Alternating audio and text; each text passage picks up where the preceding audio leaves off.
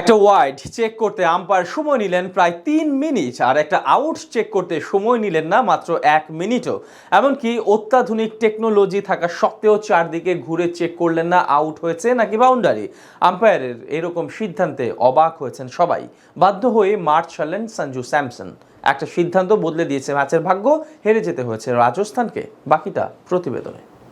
পৃথিবীর সবচেয়ে জনপ্রিয় লিগ আইপিএল, এই নিয়ে কারোরই কোনো সন্দেহ নেই। অর্থের ঝনঝনানিতে চলা এই টুর্নামেন্ট খেলতে যেমন মুখে থাকে খেলোয়াড়রা, তেমনি দর্শকদের আগ্রহ থাকে বছর জুড়ে।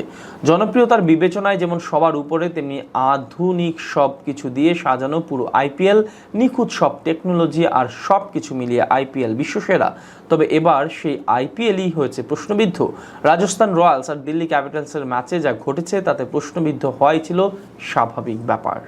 আগে ব্যাট করতে নেমে রান পাহাড়ে দাঁড়ায় দিল্লি। শুরুতেই রাজস্থানের উপর চড়ে বসেন জ্যাক ফ্রেজার ম্যাকগার্ক। মাত্র 19 বলে পূর্ণ করেন অর্ধশতক। রেকর্ড গড়ে প্রথম খেলোয়াড় হিসেবে আইপিএলে 20 বলে বা তার কমে 3টি অর্ধশতক করেছেন এই অজি ক্রিকেটার। এরপর অভিষেক পোরেলের অর্ধশতক আর ট্রিস্টান স্টাবসের ঝড়ও 41 রানে ভর করে 221 রান করে দিল্লি। বড় লক্ষ্য তাড়া করতে নেমে দলকে একাই জয়ের স্বপ্ন দেখাতে শুরু করেন সঞ্জু স্যামসন।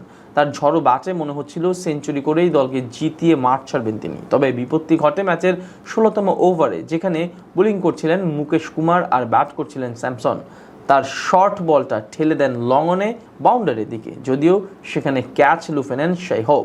ক্যাচ লুফে নেওয়ার পর দেখা যায় তিনি অনেকটাই নিয়ন্ত্রণ হারিয়ে ফেলেন। যদিও বাউন্ডারি লাইন পেরিয়ে যাননি, তবে তার অবস্থান ছিল প্রশ্নবিদ্ধ।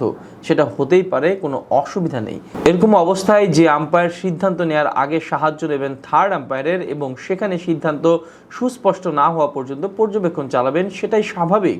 তবে এরকম কিছু আর করেননি আম্পায়ার। রিপ্লেতে খুব একটা চেক করতে দেখা যায়নি তাকে। টেকনোলজি থাকা সত্ত্বেও চারদিকে পরীক্ষা আর পর্যবেক্ষণ না করেই সিদ্ধান্তে পৌঁছে যান আম্পায়ার।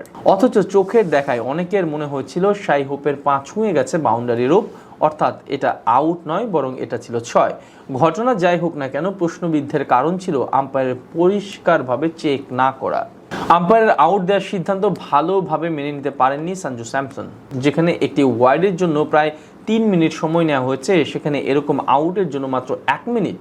একদিকে দিল্লির মালিক বলছেন তাকে মাঠ ছেড়ে চলে যেতে, আর রাজস্থানের ডাগ আউটের সবাই মনে করে শাই হোপের পা স্পর্শ করেছিল বাউন্ডারির লাইন। যদিও শেষ পর্যন্ত বিদায় নিতে হয় তাকে। 86 রানে তার আউট হবার পর আর কেউই পারেনি লড়াই চালিয়ে যেতে। শেষ পর্যন্ত 20 রানে ম্যাচটি হেরে যেতে হয় রাজস্থানকে। এরকম একটা ঘটনা আইপিএলের মান যে প্রশ্নবিদ্ধ করলো, সেটা এখন দৃশ্যমান।